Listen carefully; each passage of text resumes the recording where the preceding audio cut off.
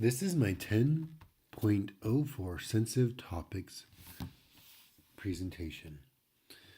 It gave us several situations in which we needed to consider what we should do about sensitive information. So the first one was your cousin had an illegitimate child and chose to place that child with an adoption agency. You want to include that child on a compiled lineage. What should you do? The things that I would recommend that you do is first contact the child. I mean, sorry, first contact the child's parents that the family he was adopted into and check with them and see if he knows or she knows of the situation that they were adopted. If they do know and have told them the situation, I would then contact that child and explain what you want to do and if it's okay for his information to be used. If he has not been told, I would not recommend talking to the child and letting his parents that he'd been or she had been adopted to explain their illegitimacy before you talked to them, and let them know your contact information so when they talk to the child and let them know, they can contact you, and then you can contact the child and ask the information. The second situation is that you learned while interviewing your great uncle that your second great grandfather murdered a neighbor before committing suicide. You had never heard about this event. When you questioned other older relatives about it, the relatives were very displeased and do not want you to mention the event to anyone else. You are writing a family history book that includes your second great grandfather, and you want to explain his death. What should you do? This is a very hard situation, especially if it's sensitive to other family members. They have given a lot of great information, and here on familytree.com, under Discovering Family Secrets, it reads a great article. And here at the very bottom it says many family secrets can eventually be uncovered, if only partially, especially in such knowledge that won't embarrass or disturb anyone living. Take the chance and don't be afraid to discover some truths. In this case, the adult children now have more accurate picture of their father's life. In this, they kind of had this told a story of a man who had been married previously and got a divorce and then remarried and had never told anyone that he had been married the first time. So going back to our situation, I feel it would be great to publish the record according to how the father or great grandfather died, but to be very, very sensitive to those who might have bad feelings about this. But also, it is important to let people know as long as it doesn't disturb anyone who is living. If there is someone still living who, say the person he murdered, the neighbor he murdered's wife is still living, or the neighbor's child, it might get a hold of the book, you might want to consider not putting it in. The third situation is you have sought in vain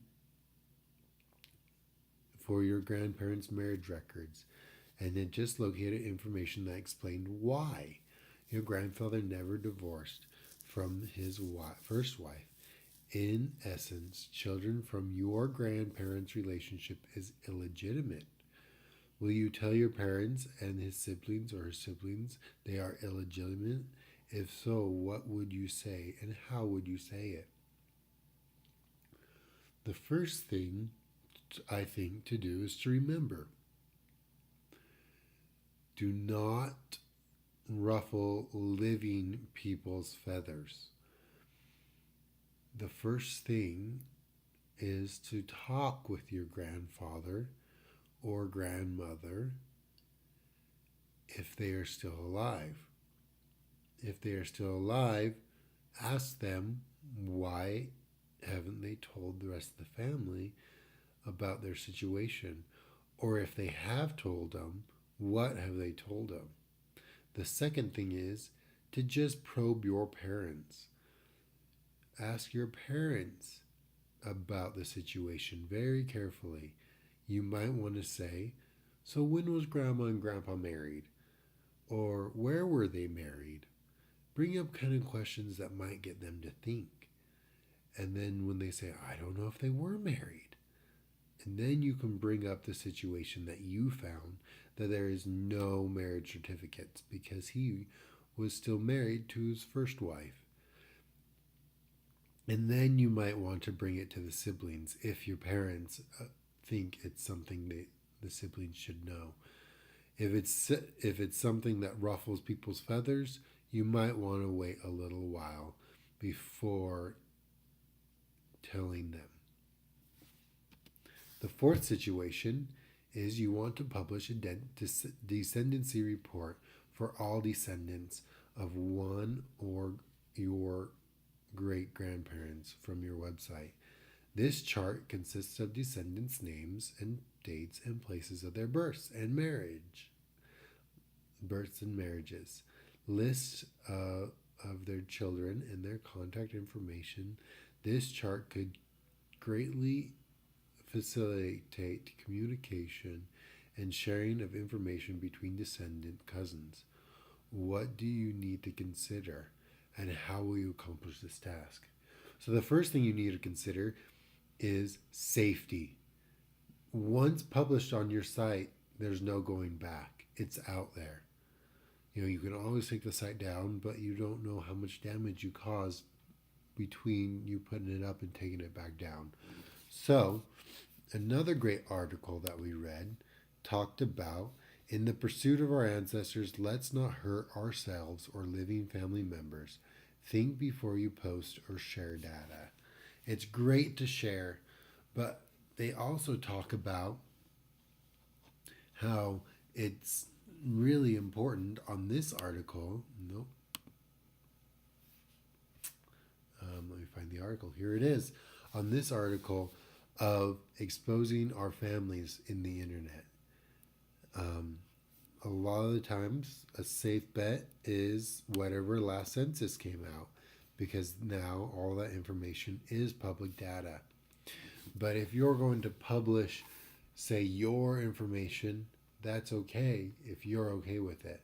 So the first thing you need to do if you're going to go forward with this task is you need to contact every single person on that list and make sure that they are okay with you displaying that information, because some might not want that, because it can create a lot of risks, financial bank accounts, all sorts of other things, credit cards could all be figured out just from a few little bits of data that you put on there.